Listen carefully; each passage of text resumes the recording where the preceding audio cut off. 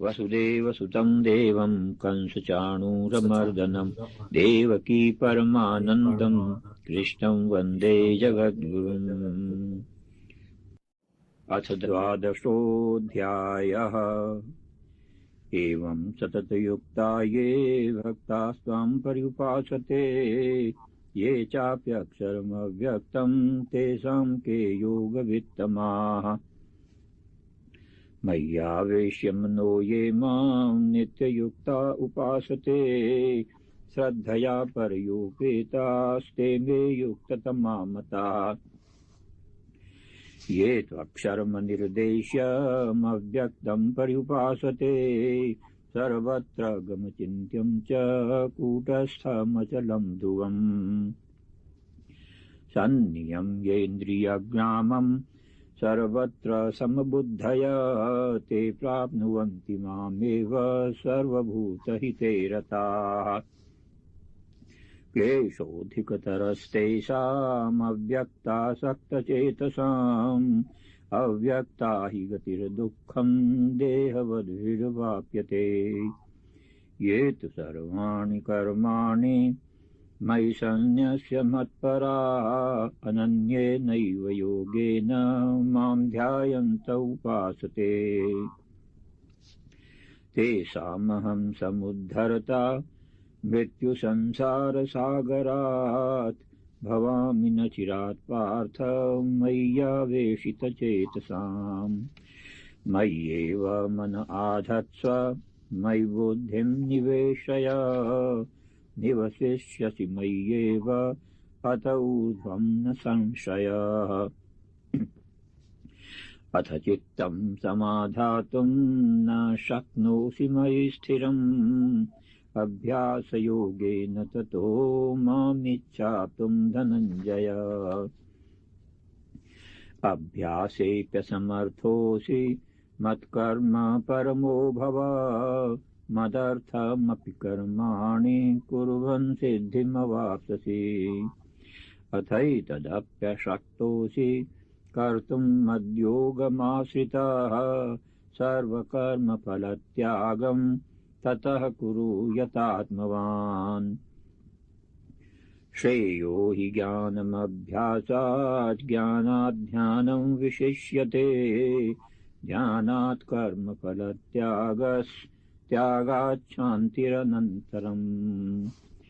अद्वेष्टा सर्वभूतानां मैत्रः करुण एव च निर्ममो निरहङ्कारः समदुःखसुखक्षमी। सन्तुष्टः सततं योगी यतात्मा दृढनिश्चयः मय्यर्पितमनो बुद्धिर्यो मद्भक्तः स मे प्रियः। यस्मान्नो द्विजते लोको लोकान्नो द्विजते च यः हर्षामर्षभयोद्वेगैर्मुक्तो यः स च मे प्रियः। अनपेक्षः शुचिर्दक्ष उदासीनो गतव्यथः सर्वारम्भपरित्यागी यो मद्भक्तः स मे प्रियः। यो न हृष्यति न द्वेष्टि न शोचति न काङ्क्षति शुभाशुभपरित्यागी भक्तिमान् यः स मे प्रियः। समः शत्रौ च मित्रे च तथा मानापमानयोः शीतोष्णसुखदुःखेषु समः सङ्गविवर्जितः। तुल्यनिन्दास्तुतिर्मौनी सन्तुष्टो येन केनचित् अनिकेता स्थिरमतिर्भक्तिमान् मे प्रियो नरः। ये तु धर्म्यामृतमिदं यथोक्तं पर्युपासते श्रद्दधाना मत्परमा भक्तास्तेतीव मे प्रियाः। वसुदेवसुतं देवं कंसचाणूरमर्दनं देवकी परमानन्दं कृष्णं वन्दे जगद्गुरुम्। उपस्थित भगवत भक्तों के रूप में मेरी अपनी ही आत्माओं। श्रीमद् भगवद गीता भगवान के मुखार बिंद से निकली हुई अमर वाणी है, और जो भी जीव श्रद्धा सहित इस अमर वाणी को धारण करता है, वो जीवत्व को छोड़कर ईश्वरत्व की प्राप्ति करता है, इसमें कोई संशय नहीं है। ये जीवात्मा चाहे जिस देश में रहे और चाहे जिस भेष में रहे, गीता सबका सब काल में समान रूप से कल्याण करने वाला एक अनुपम एवं अलौकिक ग्रंथ है।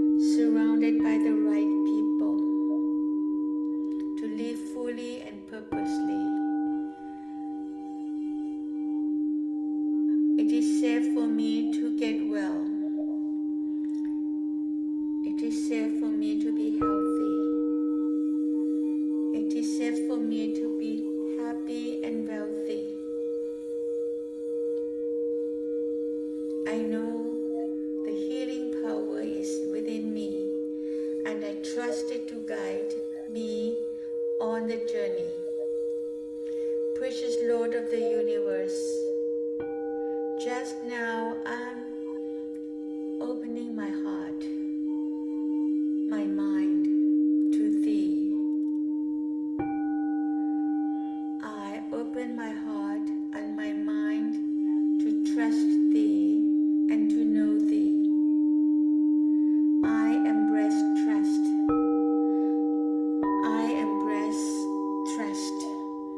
I embrace trust.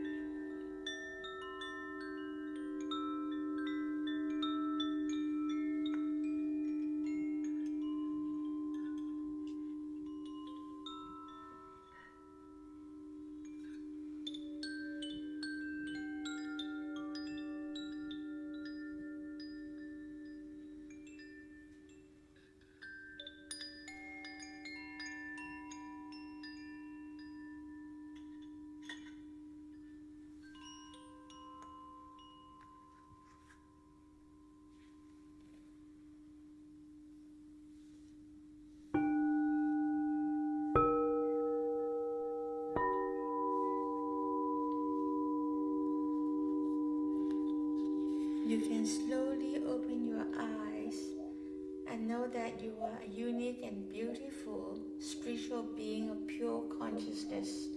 And all you have to do is to shine brightly, and you will be helping the world and the universe.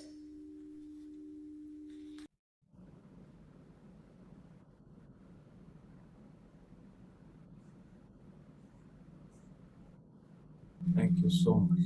Thank you so much.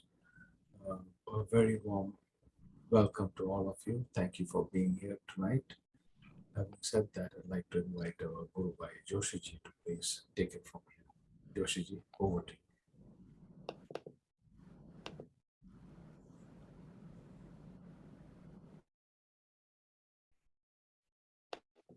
Can you see my screen? No, not yet. Not yet? No. There you are. Yes, we can see it now. You're there? Yeah, perfect. I will mute myself now.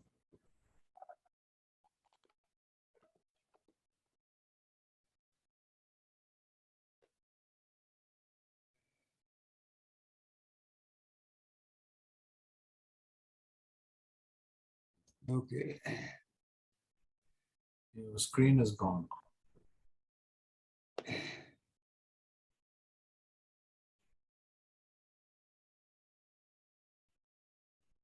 I don't see my screen now. Yeah, we don't see it either. That's okay.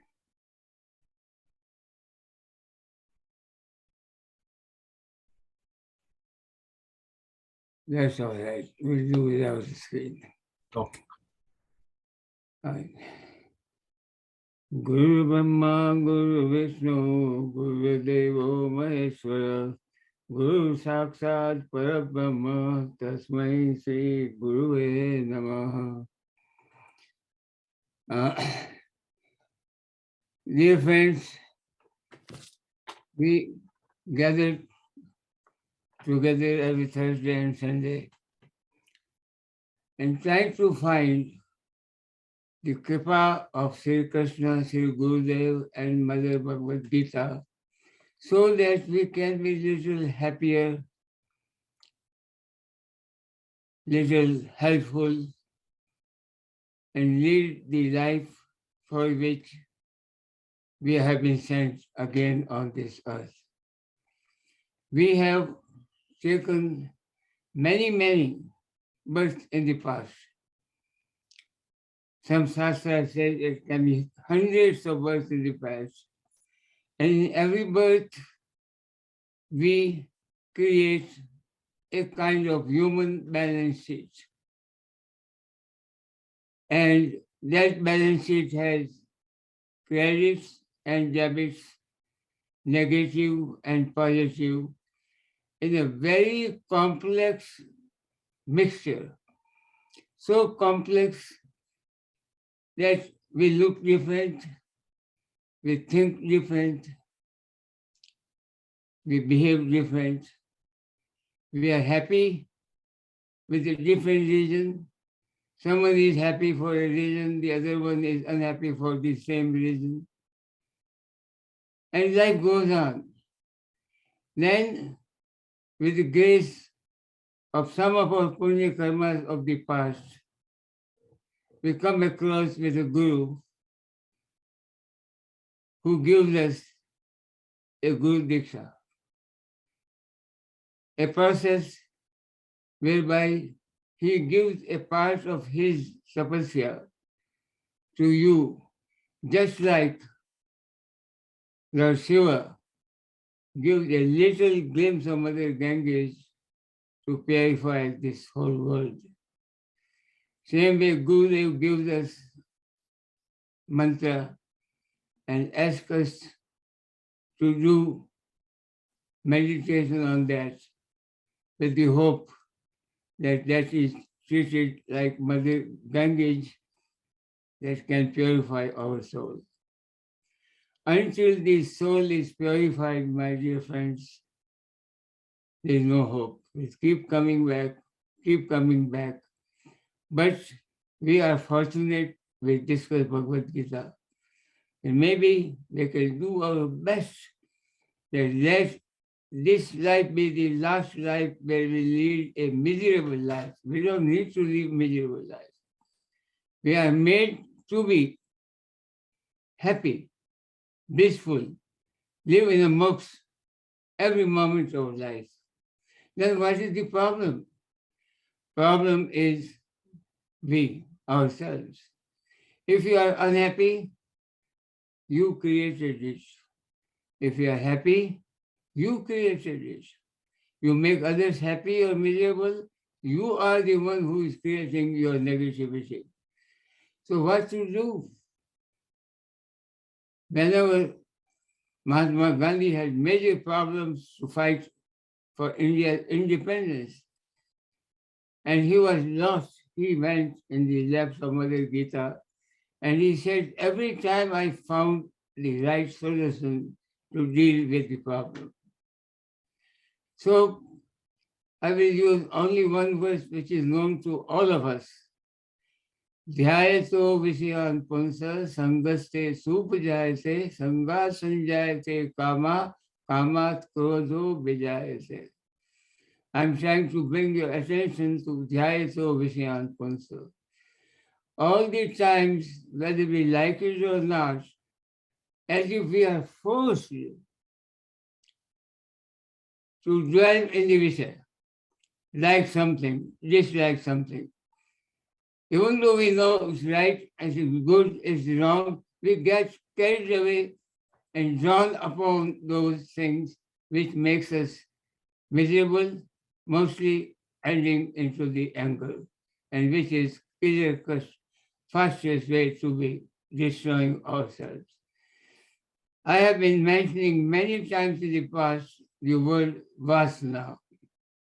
It is the VASNA that controls us subtly, indirectly, directly. Sometimes we are happy on a thing, and for the same thing we are unhappy. This is VASNA at play. So my dear friends, today I will be talking more about VASNA. Being the astrologer for many years, I see many horoscopes and kundalis, and I see all of them are different from the others. And I see how they have their balance sheet in this life. And I try to guide, and those who attended the international conference in Chicago, Gurudev mentioned me, and I felt a little very shy that Joshiji is an astrologer, and whenever someone comes for some help, he gives 15 chapters, 15 verse, and surely it does help the people. And then he went ahead and talked about Sarvasichaham Madhisanivisho and discussed the power of that mantra, 15 chapter, 15 verse. So I will be talking for the next few minutes, then Dr. Prasad will take over. So we are talking about Vasna. Vasna, desire in subtle form, is a wave in the mind lake. It is seated in the Karan Sarira. It exists there in the form of a seed and manifests in the mind lake.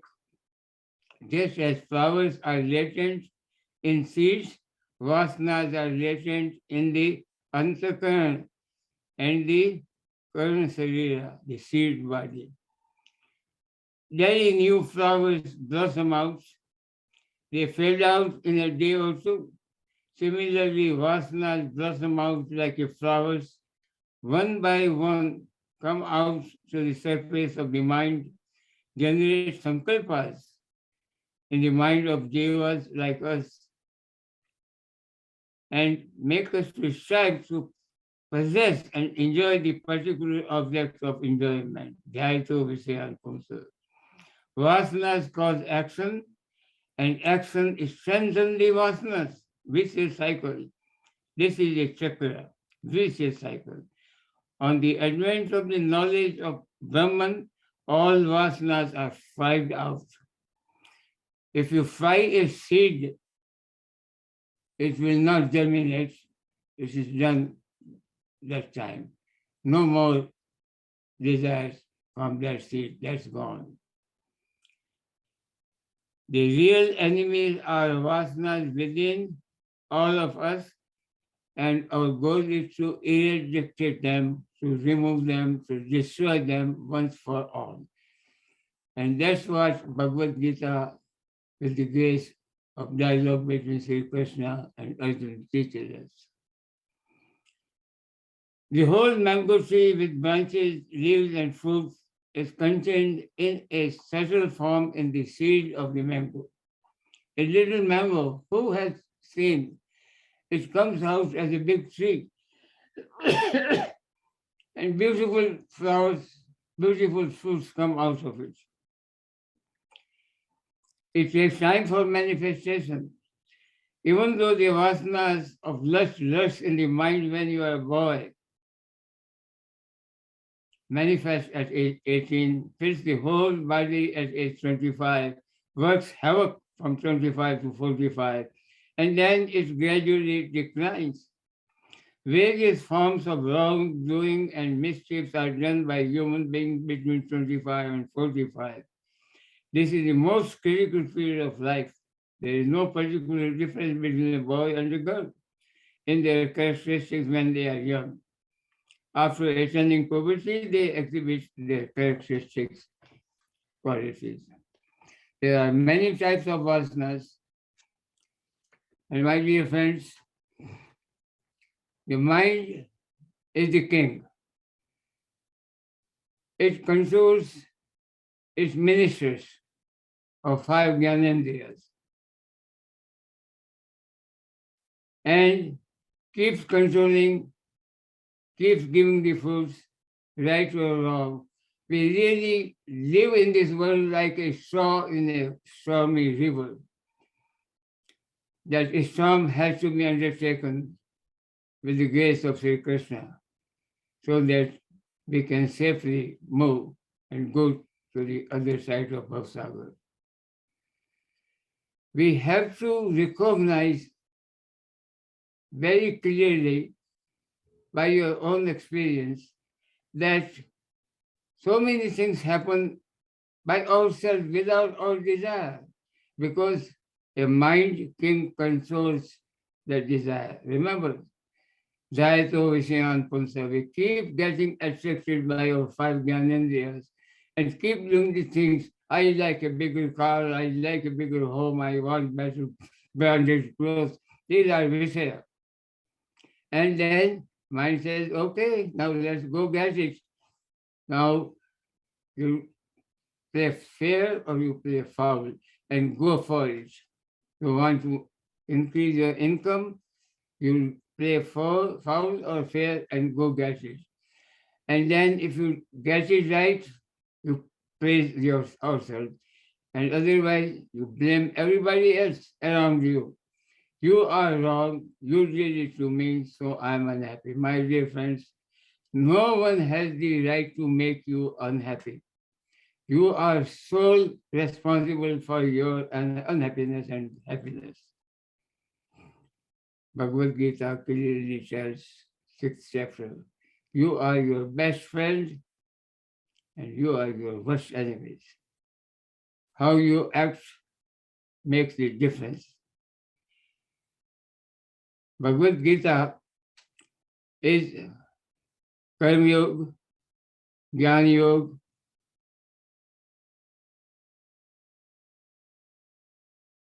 all the times, many yogas, 18 yogas in each chapter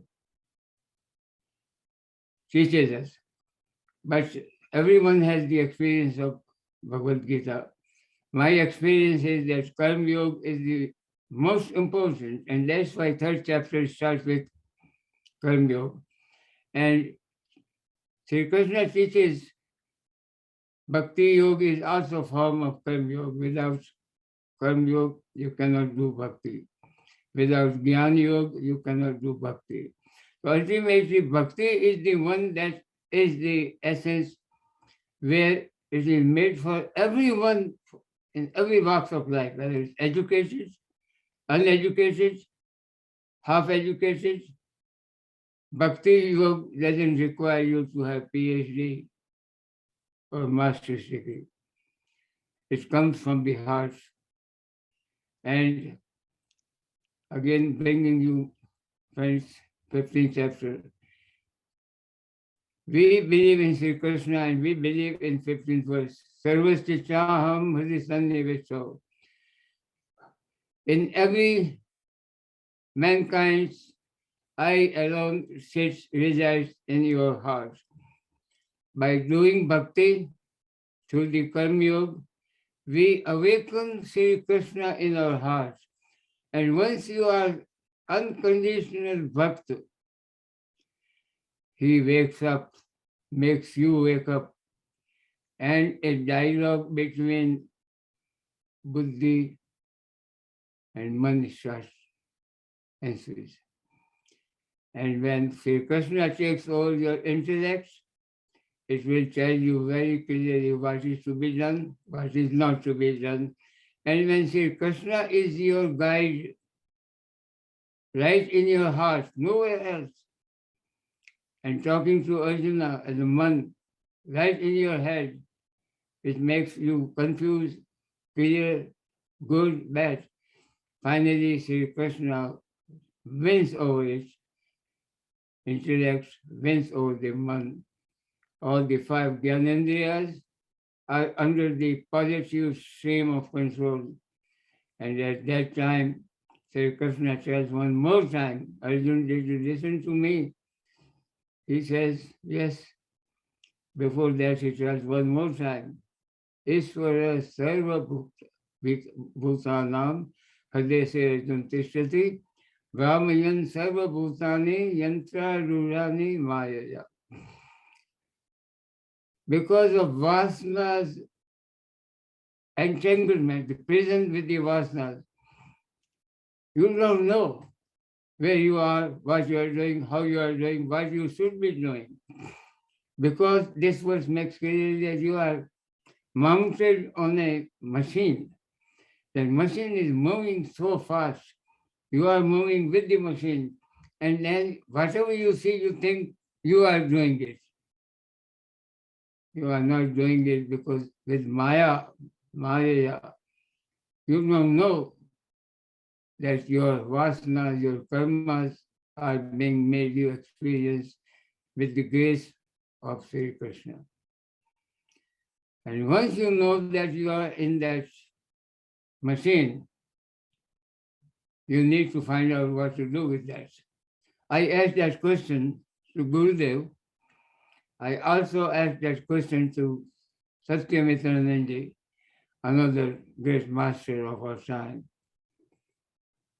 And Satyamitananandi came to our side and said that I have only 5 minutes, so I will go early. And I asked that question, and he got carried away, and for half an hour he gave the provision and lecture discussing about what is that yantra. I asked him, Swamiji, what is that yantra that Krishna is talking about?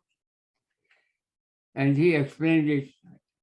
And he told, okay, Josiji is very tricky. He asked me a question that I could not stop. I got carried away. This question was like this. So we should know we are all mounted in that machine. Our job is to jump out of this machine and then see the machine through Vairagya. And when you are out and see this Mayavi world, that machine, then you become Arjun. When Arjun says, Naso moha ismitirlabla tvaspasana maya tuta stitosmi gata sandeha karishe vachanam sava. When you are out of this machine, that yantra, you are not part of this Maya. That yantra is nothing more than the Maya. And I want, my dear friends, all of you, know your vasanas, know your weakness, know your strengths, know your enemies. Find them out, destroy them. Take the help of Sri Krishna sitting right in your heart. Be a bhakta. That's why Gurudev taught all of us Bhakti Yoga. And when you talk about Bhakti Yoga, million people can talk about it and they always come up with different aspects of their experiences. The most powerful chapter is the 12th chapter. Very easy chapter to remember, but not easy chapter to dive into it. Well, I share my experiences. I share this with others. Know your vasanas, know your background, clean that chalkboard completely and rewrite your future as if you are Saraswati Yogi all the time. I will stop here. I felt like talking today. I'm out of my office. Down I'm in Ohio, Cleveland, with my friend's house, Mr. and Mrs. Pania. They are very important to me because with Gurudev's first lesson I had was in their home. They are the Dr. Pania is the daughter of Professor A.D. Bora, who was very close relative of Gurudev. His wife was the cousin sister of Gurudev. So if I am in their home, I feel enlightened, I feel very high, and I hope I share something that all can understand and make next moment onward a beautiful life. It's very easy, be bhakta, be a student of Bhagavad Gita. जो भी जीव श्रद्धा सहित इसको धारण करता है वो जीवत्व को छोड़कर ईश्वरत्व की प्राप्ति करता है, इसमें कोई संदेह नहीं. There is no doubt. If through faith take Bhagavad Gita, it will take you where you need to go. With this, be all happy, know yourself. Jai Shri Krishna, Jai Gurudev. Dr. Prasad ji, please take yourself. Thank you very much. Thank you very much, Josiji. Thank you very much indeed. You are enjoying the company of the biased people. It's great grace. You are enjoying there. All the best. We'll see you again very soon on Sunday. Now, I hope my slide is here. Okay. I will start with prayer to Lord Sri Krishna. Vansi vibhushitakara navnirdabha pitambara darunabimba phaladharosta Purnendu sundar mukha Arvind netra Krishnat param kimapi tat tvamaham na jane Ajnanatimirandhasya Jnananjanashalakaya चक्षुरुन्मीलितं येन तस्मै श्री गुरवे नमः. Jai Shri Krishna to all divine souls here.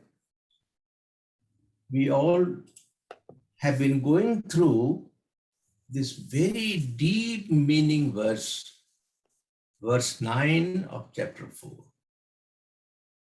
Bhagwan says, Janma karma cha me divyam evam yo veti tattvataha tyaktva deham punarjanma naiti mameti surjuna.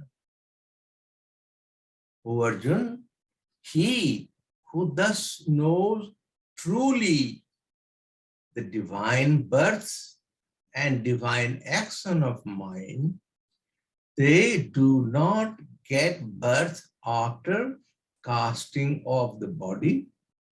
He attains me.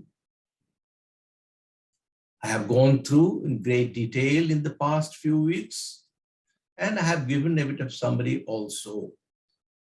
The thing to remember very much is the difference between the non-divine action and divine action. We all know that a person, when he performs his action, because of the guna in him, he acts in a way is attached to sansara. On one hand, he is attached to sansara. On the other hand, he is detached from Lord. So he is functioning, getting associated, getting attached, getting involved with worldly things, forgetting about the influence of Bhagavan in all the activities that is being performed. So what is the result?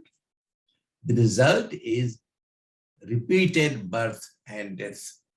Punurapi jananam, punurapi maranam, punurapi janani jatare sayanam. That happens to the individual. He keeps taking birth and keeps dying. So the other action is divine action. And that is what Lord has been telling us in this verse. Tattvataha, truly, what is the meaning of divine action, you should know. What is the divine action? I have mentioned that in the past. But summarizing that, the Jnana Yogi, when he performs action, he feels that he is not the doer, he is a karta. That is, he is so much knowledge he has gained that whatever action is performed by him, he has nothing to do with it. A karma yogi, when he performs action, his main focus is to remain detached from sansara. Instead of getting attached to sansara, he works towards detachment from sansara. That is a karma yogi. What about bhakti yogi? He gets attached to the Lord, thereby he is detached from sansara. So the divine action, it has the two components: remaining detached from sansara and getting hold on to Bhagavan, get attached to Lord. And if that happens, then the result is liberation. The result is immortality. Punar janma naiti, he doesn't get rebirth. He is liberated. What happens to him? Bhagavan says, Ma meti. He comes to me. He becomes immortal. There is no need for him to take another birth. Now, with this immortality word has been mentioned in the past also in various ways, and I have tried to explain citing verses from Bhagavad Gita. Now, this today I would like to refer to 3 verses from 3 Upanishads, just to give more color to the importance of this word immortality. Because this is the aim of each and every human being. Each and every human being has been imparted that all those instruments, equipments, which he can use to get liberated, so that he does not take rebirth. That is the purpose of human life. A human life has been attained, and if somebody has got human life, he has got the equipment with him, man, buddhi, chitta, and everything he has got.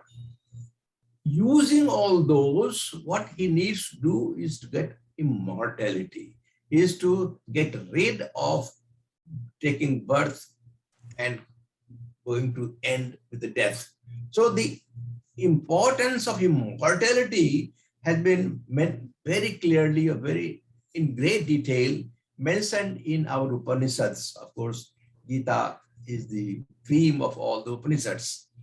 One of the Upanishads which Swami Vivekananda often quotes is from Shweta Upanishad. Shrunvanti Vishwe Amritasya Putra Aye Dhamani Devyani Tastu. This is the prayer to Bhagavan, and saying that all those to sadhaka says, may the children of immortal bliss, Shrunvanti Vishwe Amritasya Putra. Amritasya Putra means all the children of Amrita, immortality. Here, the main point mentioned in this verse is that, oh, Amritasya Putra, you listen. Even those who have gone to the heaven, they are bound to come back. But you are sadhaka, you are striving, you are following the path to become immortal.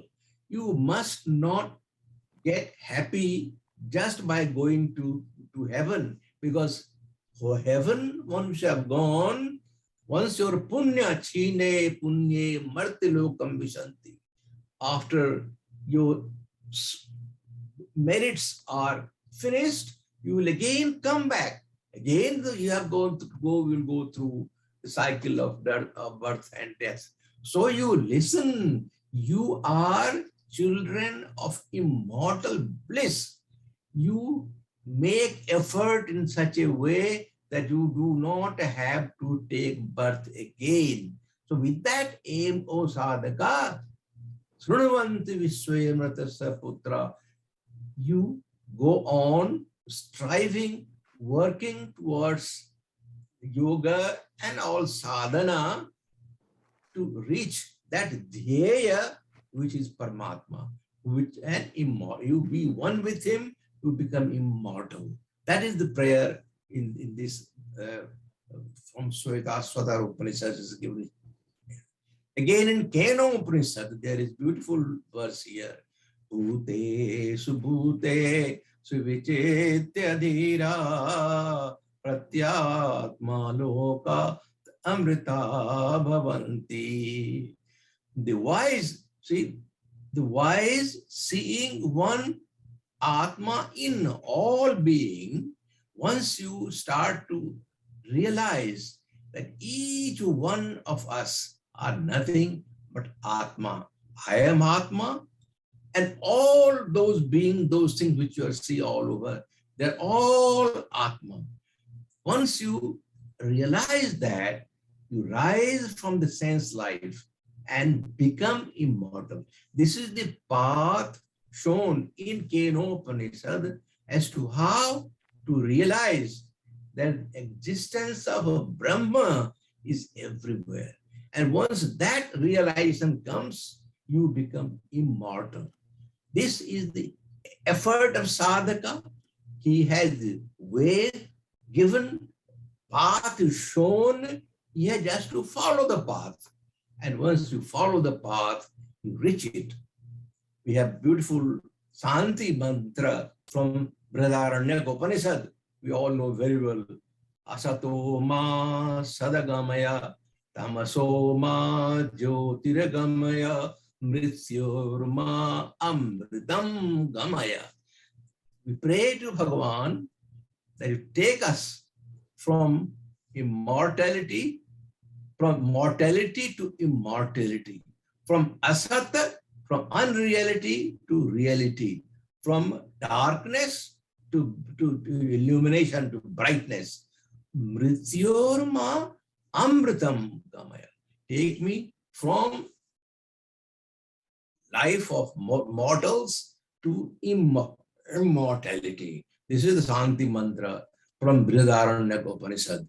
So you can see the same philosophy of life, taking away from cycle of birth and death to life to immortality. There is no rebirth.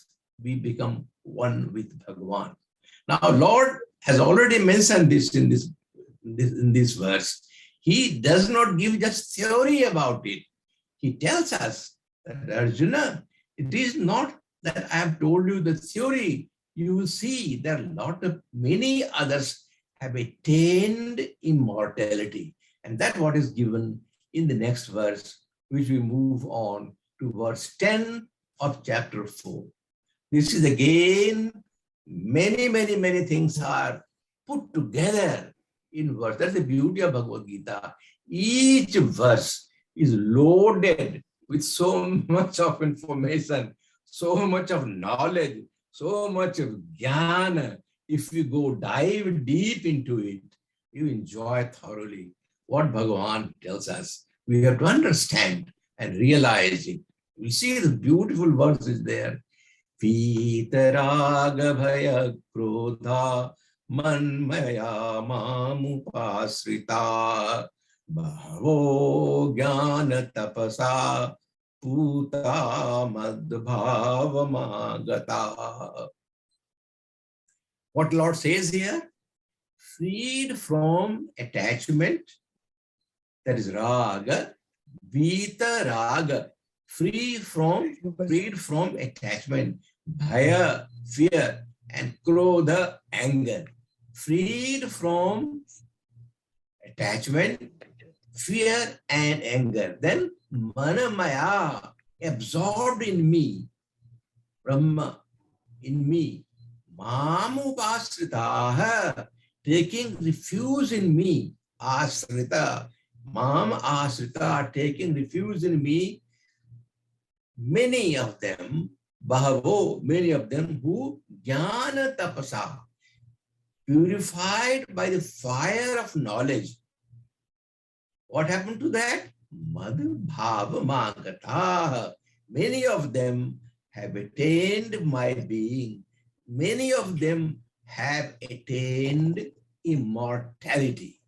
This is what Bhagavan is saying to Arjuna, that I have told you what path to take, and you have talked about the karma yoga, bhakti yoga, and jnana yoga, all those things we have discussed earlier. Those paths, when they follow, many of them who have been able to cast off, that is, worldly thing has been taken away. What are the worldly things? Attachment, fear, anger. All these worldly things, they have been able to cast off. Once you do that, then you are in a better position to get absorbed in Him. I told you about the story of the two birds, the higher bird and the lower bird. How the lower bird gets involved in the fruits in the tree and keep picking fruit from here and there, tasting bitter and tasting sweet, involved in this world, does not have a look at the upper bird, at the Brahma, in that. Once you are able to experience the trials and tribulations of life and try to get rid of that, then you approach that bird, approach that Brahma. So once you are freed from attachment, freed from fear, freed from anger, then you are able to manamaya, to think of me, start getting associated with me. You ultimately get absorbed in me. Then you become masrita. You take refuge in me. That is the another step where you are then not only no sansara, no involvement with sansara, not just a little bit of association with Bhagavan, but fully depending upon Bhagavan. Sarva dharman parityajya mamekam sharanam braja.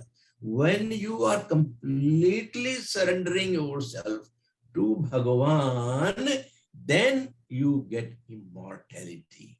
And Lord says beautifully here, all these things can happen, but the best part is purified by the fire of knowledge. Knowledge, jnana, it is because of ajnana, because of avidya, because of ajnana, kam arises. The source of avidya, kam, karma. This is what Adi Shankaracharya talks about. Avidya, jnana, avidya, karma, avidya, kam, karma. Avidya leads to kama, kam leads to karma. So that has to be shaken off by the fire, that will be burned off by the fire of knowledge. We'll come to that gradually. So here, again, main points in this verse is that Vitaraga Vaya Krodha, that is the detachment from the world, and that is the karma marg. You need to follow the karma yogi, karma marg, to be able to get rid of this. Then manamaya, then attachment to the Lord, that is the bhakti yoga, that is the one part where we talked about partnership, as Kapoorji talks about several times. He has mentioned, Bhagavan ko apna sah bhagya bana lo, partner bana lo. That is the catching of one Ramakrishna mission. Swami Ramakrishna, he talked about catching one with one hand, Bhagavan's one leg, and other hand you work. That is halfway, that manmaya, you have one hand there. But then other part is surrender to the Lord completely. That is the both hands to Bhagavan. You catch hold of Bhagavan with both your hands. Surrender entirely onto him. And then the purification by fire of knowledge, that is the Jnana Marg. When you do this, then you will enter me, become one with me. Now I have mentioned about a couple of things which here to refer to these verses that will give us a better understanding of when we talk about this ability to get rid of Vida Raga Bhaya Krodha. You remember Vida Raga Bhaya Krodha was also mentioned in another verse, that is the verse 56 of chapter 2. Same wordings are there, Bhagavan. You see, Bhagavan Sri Krishna, throughout Bhagavad Gita, he talks about certain very, very important things repeatedly. He repeats in almost every chapter. Say, for Kam is a word which is mentioned throughout Bhagavad Gita. In chapter 16, many times, yes, 16 times it is mentioned. So that importance is that he tries to push this point, try to see that this point gets into the mind of somebody at some time, somewhere. You are reading somewhere, you will see it is my experience, and I'm sure it's the experience of many of our satsang premi, that when you read one verse, you know, read the meaning, understand. But then when you second time when you read, you get something new, something fresh comes in, which you have gone through before, but you have that didn't strike you at that time. But later on, second time or third time when you read, certain point triggers in your mind, it strikes you. That what Lord Krishna is telling to Arjuna. He repeatedly, Bhuja eva mahabaho, Bhuja eva punah punah punah. So he is taking many times. I am telling you, repeat you hear. Telling you hear. So this is word in this verse 56 of chapter 2. This is again Vita Raga Bhaya Krodha is mentioned. Dukhesu anudugna manaha Sukhesu vigataspраha Vita Raga Bhaya Krodha. It's the Muni Ruchate. Remember, this was the chapter. This was the chapter in which Bhagavan talks about Sthita Pragya. There is a Sthita Pragya Prakaran from verse 54 to verse 72. That those 18 verses are dedicated towards one segment, a beautiful segment of Bhagavad Gita called Sthita Pragya Prakaran. And that Sthita Prakaran starts with Arjuna asking question. Sthita Pragyasya ka bhasa samadhisthasya kesava isdih kim prabhaseta kimasita prajeta kim. In this verse, verse 54 of chapter 2, Arjuna asks questions to Bhagavan. Please tell me, what is the Sthita Pragyasya ka bhasa? What is the meaning of this word Sthita Pragya? That is, Sthita Pragya means steady, one of steady wisdom. Bhagavan has been mentioning about this before, which Arjuna couldn't understand. So he's asking, what are the attributes of the person? How does he behave in life? And how does he remain in a place which is called Samadhi? Samadhisthasya kesava. When he attained Samadhi, how does he behave? And how does he behave when he's involved with the world? And Bhagavan gives answer to Arjuna in verse 55. Prajahati jada kaman. You see this word again? Prajahati jada kaman sarvan parth manogatan atmanye atmanatustaha sthita pragyasya tadochate. Here itself, Lord has explained how to attain Sthita Pragya. Prajahati jada kaman sarvan. All kaman must stop the activity. Do not allow kaman manogatan to enter into your mind. Not let any of the desire disturb your mind. Prajahati sada kaman manogatan, that is coming towards you. Atmanje atmanatusta, you catch hold of Bhagavan. So on one hand, again, this is the same philosophy.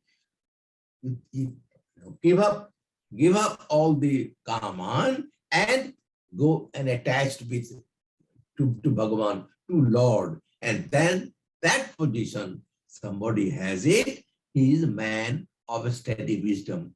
And so what will happen to him? Dukkhesu anudugna manaha. He will not be shaken up by any of adversities, any of bad events happens to him, he will not be disturbed. Sukhesu vigataspra. He will also not be hankering after any pleasure, and he will remain steady. Vitaraga bhaya krodha. He will be free from attachment, from fear and anger. And this is the person Sthita pragyasa muni uchyate. That is called a sage of a steady wisdom. What will happen to him? If that state he attains, what will happen? That will lead to immortality. So the immortality Lord has been talking about here, he has talked about earlier also. Once you attained sthita pragya, then you become immortal. Adi Sankaraya was talking about just now, avidya, kam, karma. Lack of knowledge leads to desire, and that leads to karma. When you have got karma, then you want to have something, you want to possess something, and in order to acquire something, you have to act, you have to work, and your work goes involved in the world. And that will lead to repeated birth and death again. Then we also talked about how karma, once you get involved in karma yoga, that karma yoga itself is enough. You see, Lord talks about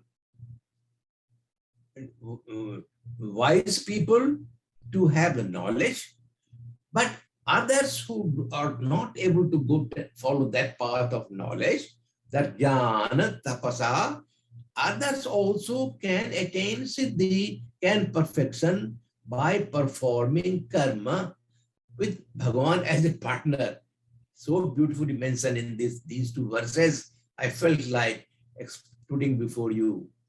This is the verse of chapter 18, 45 and 46.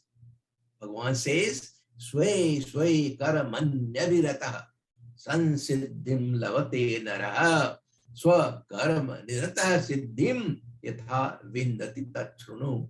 O Arjun, listen.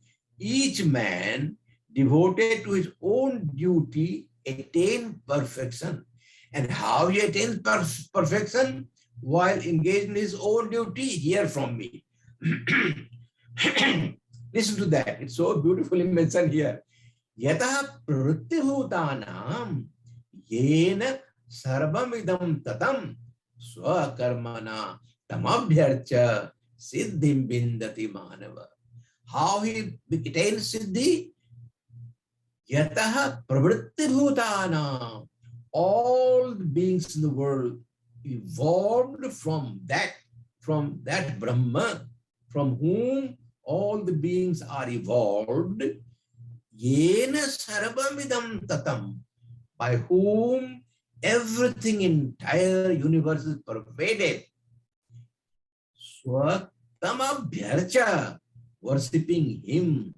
So this is holding hand, holding leg of Bhagavan, holding one leg of Bhagavan, worshipping him with his own duty. Man, worshipping him, he performs his duty, then he attains perfection. And once he gets siddhim prapto yatha brahma tatha panoti namodime. Once you attain siddhi, then that is the path of liberation. That is the path of getting one immortality, getting one with the Brahma. Now, coming to the central word in this verse is Jnana Tapasa. Jnana Tapasa Puta. That means purified by tapasa of jnana. Jnana rupi tapase, jnana excuse me. Say puta pavitra ho jana. Get purified by jnana tapasa. And that is to be explained. How jnana tapasa causes purification. But one question may ask, what is the need for getting purification? We will explain to that a bit later. But here, Bhagavan in this verse, when he is saying jnana tapasa, what he is meaning? What does it mean by jnana here? That jnana here means the knowledge of the essence of karma yoga, the divine action. Divya karma kya hai? We have explained that. Yes, Lord explained beautifully what is divine karma, what is divine janma. So divine karma, that is the jnana, and tapasa is combination, one of the combination of yajna, dana, and tapa. You remember? Yajno, dana, tapas, karma, na tyajya karya meva tat, yajno, danam, tapasyaiva, pavanani manisinam. You remember? Gurudev explained this verse very beautifully on 14th of August in his talk, in his pravachan on Sunday.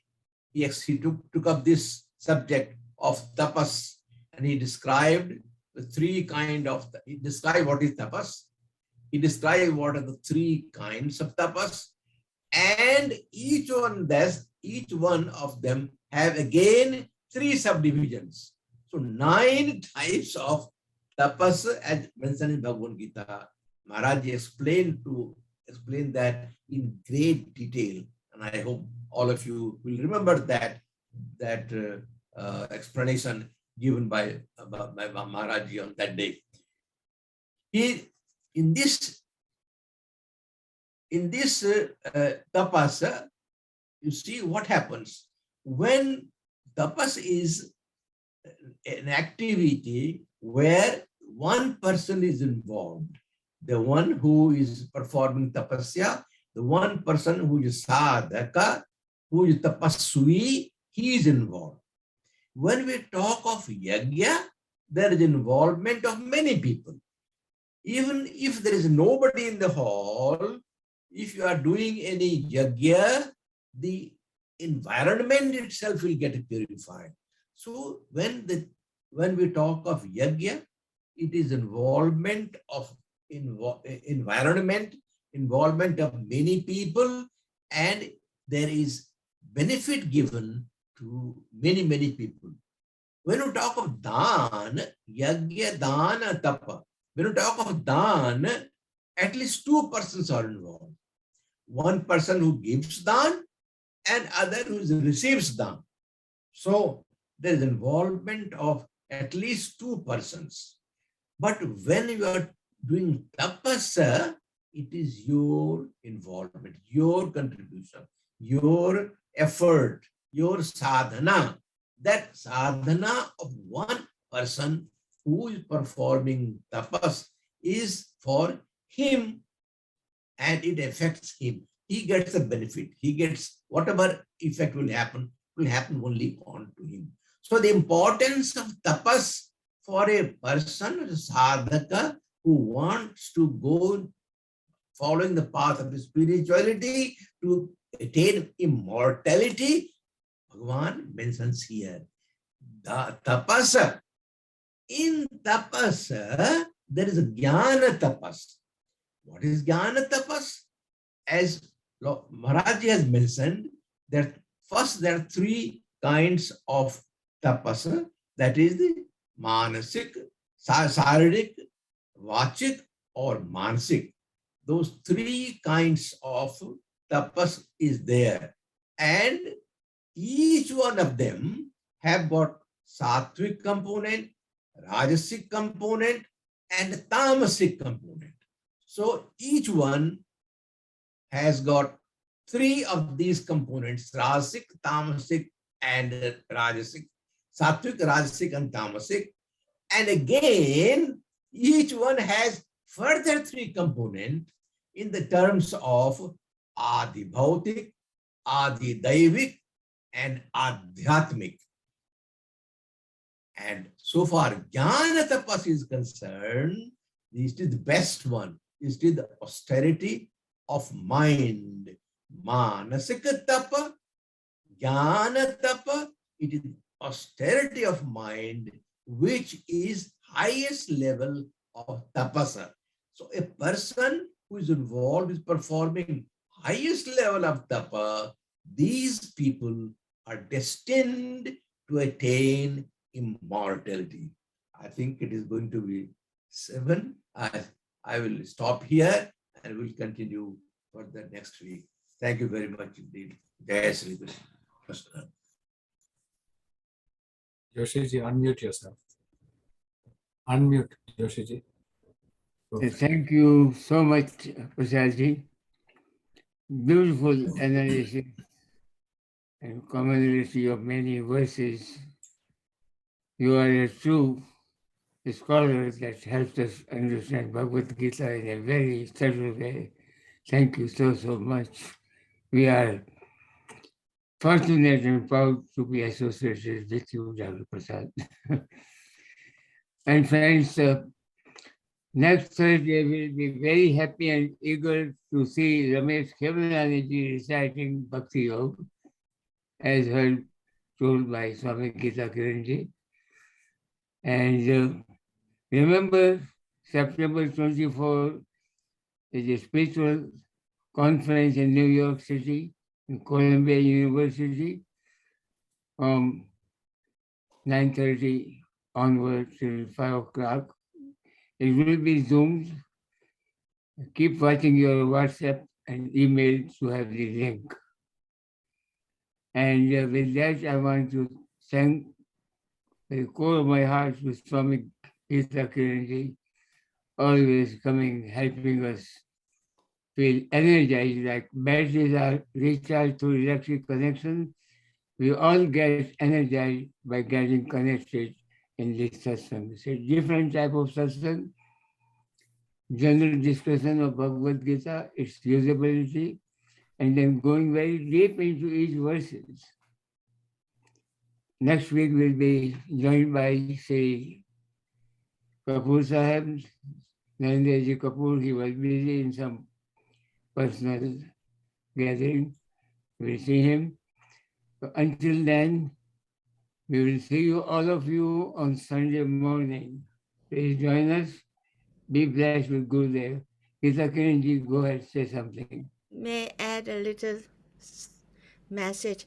This past week, I've been struggling to know what difference between yagya and dan, and tap. Yagya and tap and dan. These three. Few days ago, I've been struggling. Now, who now will give me this answer? Guruji is not around anymore, and today he blessed me. It's so clear. Thank you so much. This is a miracle. Thank you so much. Thank you. Thank you so much, Geeta Kiran. That's the beauty of this satsang. We go right into Bhagavad Gita and Gurudev and talk about it. With that, let's Brother Peterji call the session off. Thank you so much, everybody. It's always a pleasure and wealth of knowledge. We really learn a lot. We are indebted to you, Dr. Prasadji and Joshiji. Thank you very much. So we'll see you on next Thursday then. Jai Shri Krishna, Jai Gurudev. Jai Shri Krishna. Yes. Thank you.